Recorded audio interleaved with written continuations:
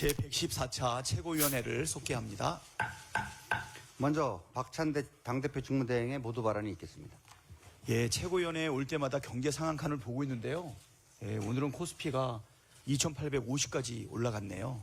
지난주 금요일 날 2,800 돌파하는 거를 봤는데 그 사이에 지금 다시 52포인트까지 환율도 계속 떨어지고 있죠. 네, 좋은 기대 심리가 반영되어 있다 이렇게 생각이 됩니다. 그런데 먹거리 물가가 끝을 모르고 지금 상승하고 있습니다. 지난주 경제 성장률 전망치가 반토막 난 것에 이어 국민이 체감하는 물가는 여전히 높은 것으로 나타났습니다.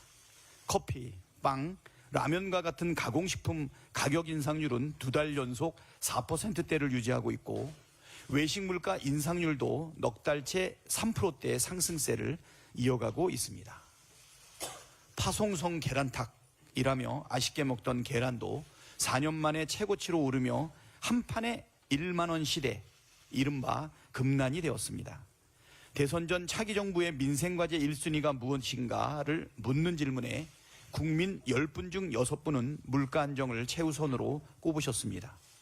국민의 말씀대로 물가 안정이 곧 민생 안정의 출발점이 되어야 합니다.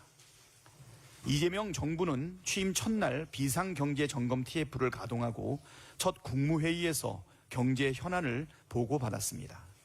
국민께 약속드렸던 대로 국민의 먹고 사는 문제를 가장 먼저 해결하기 위함입니다. 민주당은 집권 여당으로서 정부의 노력을 든든히 뒷받침하겠습니다. 당 차원의 물가관리 TF를 구성하고 당정 협의를 통해 국민이 민생 현장에서 체감할 수 있는 대책을 신속히 마련하겠습니다. 먹고 사는 문제가 더 이상 국민의 부담이 되지 않도록 최선을 다하겠습니다. 물가 안정과 함께 경제 회복을 위한 추경도 나서겠습니다. 지난 대선 기간 동안 많은 상인분들을 만났습니다. 그중 제일 기억에 남는 말씀은 지원도 좋지만 장사가 되게 해달라는 말씀이었습니다. 소비가 줄어들어 골목 상권이 침체된 지금은 소비를 늘려 경기를 회복하는 방안이 필요합니다. 경제 회복을 위한 국가의 재정 투입은 경제 선순환의 마중물이자 국민 삶의 큰 버팀목이 될 것입니다. 민주당은 민생경제 회복을 위한 신속한 추경 처리에 집중하고 필요한 예산이 현장에 빠르게 투입될 수 있도록 최선을 다하겠습니다. 국민의힘도 대선 기간 중 30조 원 규모의 추경을 약속한 만큼 민생을 위해 신속하고 초당적인 협력을 당부드립니다. 마지막으로 이재명 정부를 든든히 지원할 새로운 민주당 원내 지도부 선출에 권리당원 여러분의 적극적인 참여를 기대합니다. 민주당은 명실상부 당원 중심의 대중정당입니다. 차기 원내대표 선출에 권리당원의 뜻이 반영되는 만큼 많은 참여로 당원의 주권을 행사해 주시기 바랍니다. 아울러 내일 오후 2시 원내대표 후보자 합동토론회가 진행됩니다. 토론회를 통해 집권여당이자 제1당의 원내대표로서 누가 민주당을 잘 이끌어갈 적임자인지 함께 고민해 주십시오. 권리당원 여러분의 소중한 한 표는 일하는 국회, 국민을 위한 국회를 만드는 데 쓰일 것입니다. 당원 여러분의 많은 참여를 바랍니다.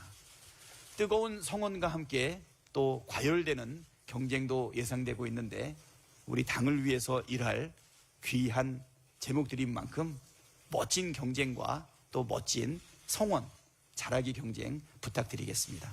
감사합니다. 다음으로 전현희 최고위원의 발언이 있겠습니다. 내일은 6.6월 항쟁 38주년입니다. 주권자인 국민이 군부 독재에 분연히 맞서 항거한 6월 항쟁은 12.3 내란을 막은 힘의 원천이었습니다. 사기 민주정부도 군사 쿠데타를 막기 위해서 국회로 한달음에 달려오신 위대한 국민께서 탄생시킨 것입니다. 민주당은 국민이 주인인 국민주권정부를 힘껏 뒷받침하여 민주선열의 희생과 국민의 헌신에 보답하겠습니다. 대통령 임기가 시작된 지 일주일도 채 안 된 국민들께서 변화를 체감하고 계십니다. 취임 첫날 야근, 출근길 통제 최소화, 회의다운 국무회의, 실용적인 대통령실 개편, 한미 외교 복원 등 비정상의 정상화가 차례로 이뤄지고 있습니다. 이재명 대통령께서 국정에 임하는 자세와 일하는 방식은 지난 정권과 비교되며 국민들께 제대로 된 효능감을 드리고 있습니다. 민주당은 이재명 대통령의 국민 주권 정부를 뒷받침하는 든든하고 실력 있는 여당으로서 국민들께서 행사하신 한 표의 힘을 온전히 체감할 수 있도록 최선을 다하겠습니다. 대통령실을 무덤으로 만든 주범이 정진석 전 비서실장, 윤재순 전 총무비서관이 아니냐는 의혹이 제기되고 있습니다. 대통령실 파견 공무원에게 전원 복귀를 지시하고 기존 대통령실의 생성 자료는 모두 파기되었고 컴퓨터는 초기화됐습니다. 새 정부의 업무를 고의로 방해하고 대통령 기록물법을 위반하고 국가 자료를 은폐한 중대 범죄 행위입니다. 내란죄 증거 인멸을 시도한 건 아닌지 엄정 수사로 밝혀내야 합니다. 국가 기강을 무너뜨리는 범죄 행위의 진상을 파헤쳐 반드시 그 책임을 물어야 할 것입니다. 김용태 국힘 비대위원장이 난데없이 재판 진행에 대한 대통령의 입장을 따지고 있습니다. 내란에 대한 통렬한 반성과 국민에 대한 사죄가 우선인 정당이 국가 정상화를 위해서 노력하는 대통령을 처음부터 발목 잡는 모습이 참으로 후안무치합니다. 대통령의 기존 형사재판은 중단된다는 것이 헌법 정신이고 압도적인 헌법학계의 다수설입니다.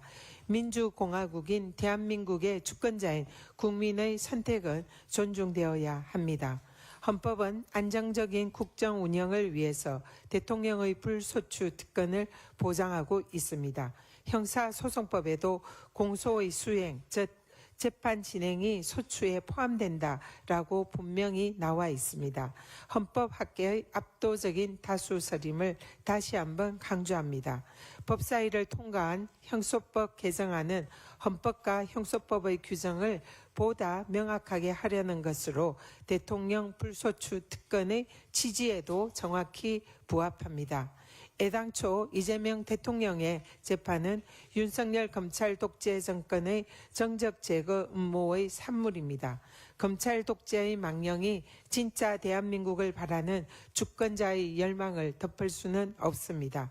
국힘은 진정 법 앞에 평등을 외치고 싶다면 윤석열 김건희 구속을 당론으로 정하기 바랍니다. 평등 원칙과 법치주의를 훼손한 주범은 윤석열 검찰 독재 정권과 국힘임을 명심하기 바랍니다. 이상입니다. 예, 이재명 대통령이 취임하면서 국민들께서 뉴스 보기가 즐겁다고 합니다. 그 중에 하나가 이재명 대통령이 이달 중순에 개최하는 G7 정상회담에 초대된 것인데요. 비상계엄 사태와 내란을 극복하고 조기 대선을 통해 국민주권 정부로 거듭난 대한민국의 저력을 전 세계가 인정했다는 방증입니다. 그렇습니다.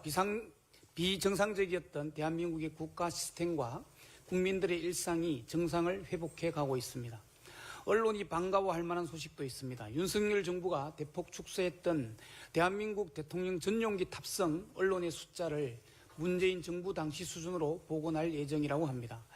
주권자의 힘으로 민주주의 강국, 경제 강국, 외교 안보 강국, 문화 강국으로 세계를 주도하는 진짜 대한민국의 명성을 되찾아가고 있습니다.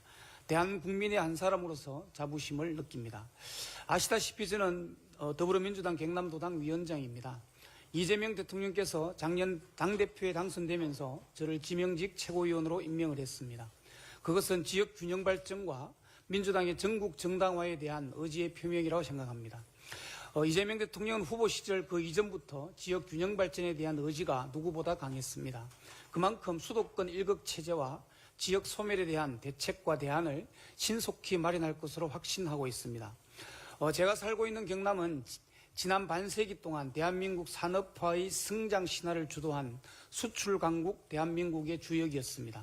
하지만 경남은 첨단 산업의 수도권 집중과 산업 전환이라는 이중고에 갇혀 일자리는 사라지고 기회를 잃은 청년들이 지역을 떠나고 있습니다.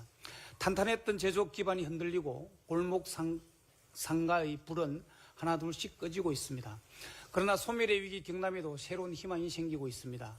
세계 최고 수준의 산업 기반을 갖춘 경남은 가덕도 신공항과 진해신항 등의 새로운 기회를 계기로 다시 한번 대한민국의 대전환을 이끌어갈 수 있는 잠재력이 있습니다. 이재명 대통령은 해양수산부 부산 이전을 공약했고 대통령 취임하자마자 해양수산부 이전을 신속히 추진하라는 지시를 했습니다. 사업의 방향이 정해지면 속도를 내는 리더십을 여실히 보여주고 있습니다. 대단히 환영하고 박수를 보내는 바입니다. 해양수산부 이전뿐만 아니라 대선 때 공약한 동남권 투자국책은행 설립은 부울경 동남권의 균형 발전에 기여하는 방향으로 추진되어야 합니다.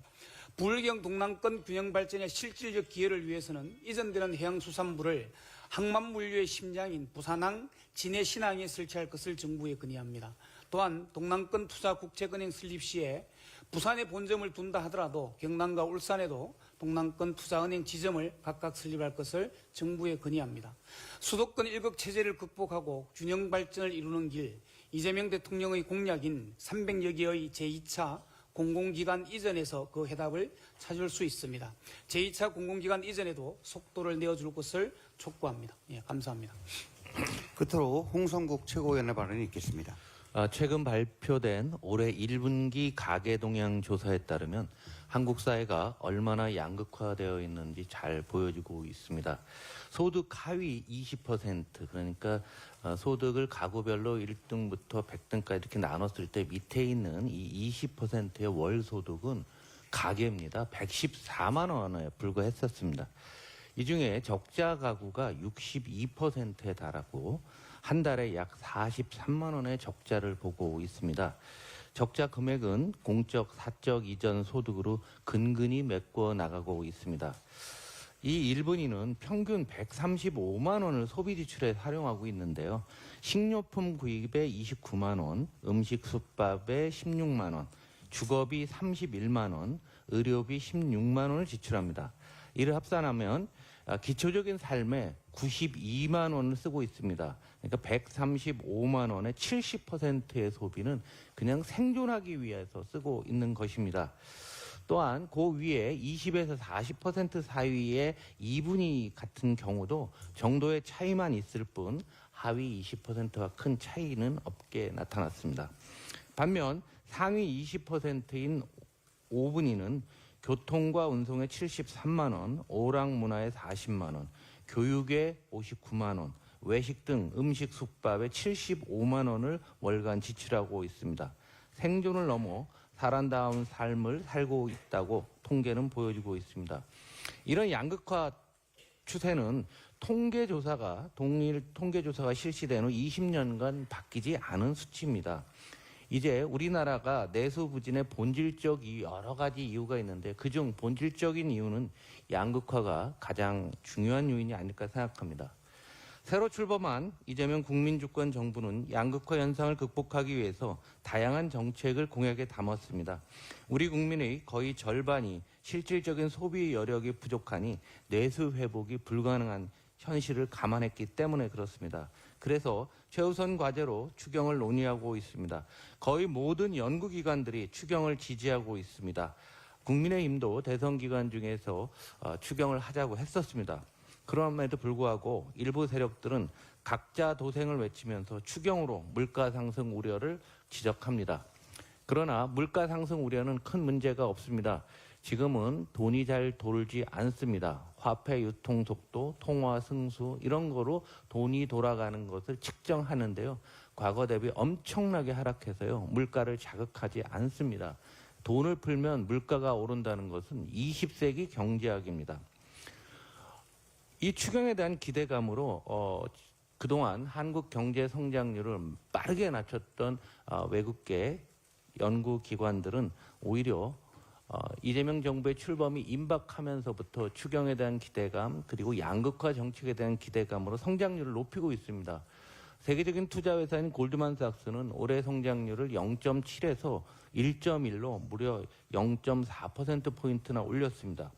그리고 추경으로만 0.3% 상승 효과가 있다고 했고요. 내년도에는 1.4% 예측에서 1.7%로 상향했습니다. 바클레이스, 모건 스탠리 등도 함께 상향을 했습니다. 이 추경으로 한국 경제가 살아난다고 하게 되면은 양극화도 해소되고 모든 것에 선순환 구조로 들어가는 것입니다. 2022년 5월 기억하십니까? 윤석열 정부 출범 후 무려 60조 원에 육박했던 추경은 포퓰리즘, 퍼주기 추경의 대표적인 사례입니다. 사전 예고도 없었고 엄청난 금액을 취임하자마자 시행했던 거 기억하십니까?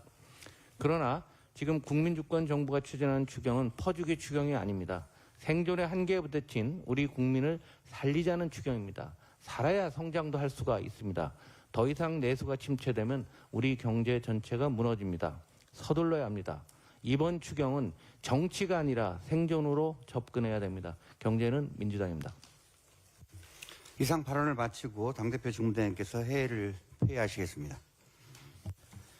제114차 최고위원회의를 폐회합니다.